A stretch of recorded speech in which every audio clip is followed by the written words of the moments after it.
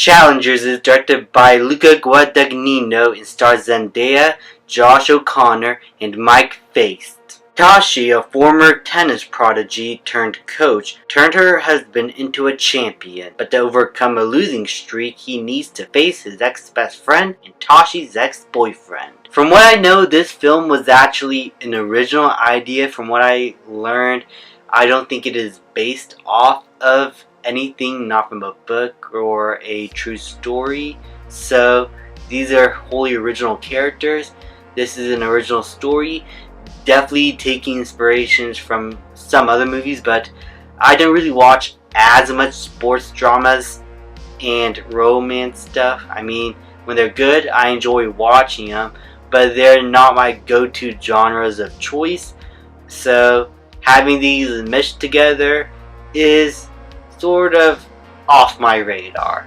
And the only reason this movie seemed back then to have some sort of novelty is the fact that there is a scene in it that is probably awkward for one of the actors, so that's besides the point. I wanted to give this film a chance. I wanted to expand my genres and watch some other stuff, like I've been watching a few comedies recently, and now I'm going into sports and now romance a little bit, trying to expand myself, my view of films. So I watched this and I found this movie to be good. I didn't think it was incredible. I liked the acting, I liked the characters for the most part. I thought that they were very intriguing in how they manipulate each other to get what they want. I found to be very engaging and interesting in the way that is portrayed. It gives a lot of nuance to some of the decisions that are later made in the film when we go back to the present and we see how a certain scene is now put into better context as the film goes on. Because this is a non-linear film. This film goes back to the past, then back to the present multiple times. And it's only in the present where we get one scene. Sometimes we flash back to the past a day or a few days. Sometimes we go a whole 18 years when these boys and this girl are very young. And they're trying to work out this relationship that they have. And that creates a lot of tension with the boys played by Mike Faist and Josh O'Connor, who both do a really good job in the film. I believe them in their roles. Their friendship with each other in the beginning was engaging. It was believable. I believe that these two used to be friends, now turned rivals. And the way their characters slowly change over the course of time just because of this one girl that they're fawning over, and how that affects their personal lives and their sports lives was really interesting. And Zendaya is really good too. She is probably the most manipulative one in this entire group of characters, as she's the one that goes back and forth between these two guys, playing with their feelings and their emotions, trying to push them forward or push them back, just so that she can gain what she wants in her own life. Sometimes you are a bit unsure whether she is in love with one of these boys or not, or whether she is just selfish, and the movie leaves that a bit ambiguous because her character seems to always change and you're trying to figure out what her mindset really is. So the characters are interesting. How is the story itself? Well, I found the story's non-linear aspect really interesting. I think it was the best way to portray the story, as it creates a lot new context for the present and helps to make the movie feel more engaging as it goes on. But I will admit, if you've seen a lot of romances or dramas, you could tell where this is going a bit.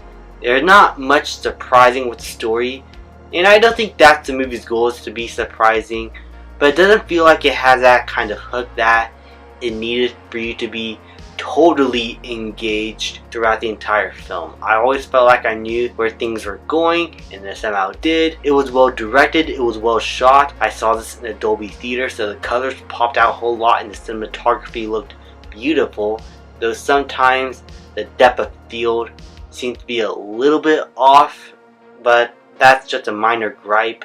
For the most part, the cinematography is good, the story is good, and it works well. But I didn't find it to be particularly that engaging. There wasn't much to the writing here that had me floored or wanted me to watch more or had me gripped to my seats. However, the tennis sequences are really good. They are well shot. You can see everything that's going on, how the ball is framed and how these scenes are framed. I thought was very engaging and made tennis feel really intense.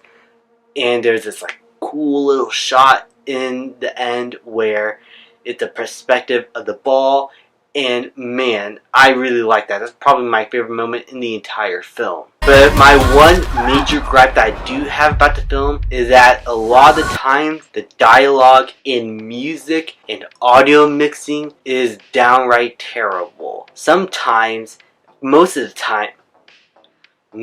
time, you cannot hear what the characters are saying because the music and audio of the film is just too damn loud. Like, it will make Christopher Nolan jealous. I mean, he thought 10 was like inaudible to hear. Well, take a look at Challengers. Half of the characters' dialogue at all, you can not understand what they're saying. And I felt like I needed subtitles because the music was overbearing and it felt way too pretentious. It made the film feel like it is too self-important and that it's trying to tell a very deep and enthralling story, when in reality, I just found it to be good and interesting. But the film makes it seem like it's trying, or it thinks it is the most important film, because it has this music playing, it has these fast-paced moments with the cinematography also, which is creative. But with the loud music, thinking that this is making the scene feel more intense, what would have made it even more intense is if I could understand what the characters are saying. And while I understand what's going on in terms of a story progression, the audio mixing just made it hard to engage with the dialogue that is being given in this film. So overall, I found this film to be good. I found the characters for the most part engaging, the filmmaking pretty good, the tennis scenes great, but the audio mixing, the music that is very out of place, and the dialogue and story that is not particularly special held it back from being a fantastic 10 out of 10. I don't see myself watching this movie all that often in the future. I'm not on the boat that says that this is a masterpiece, but I can see why some people would really dig this movie.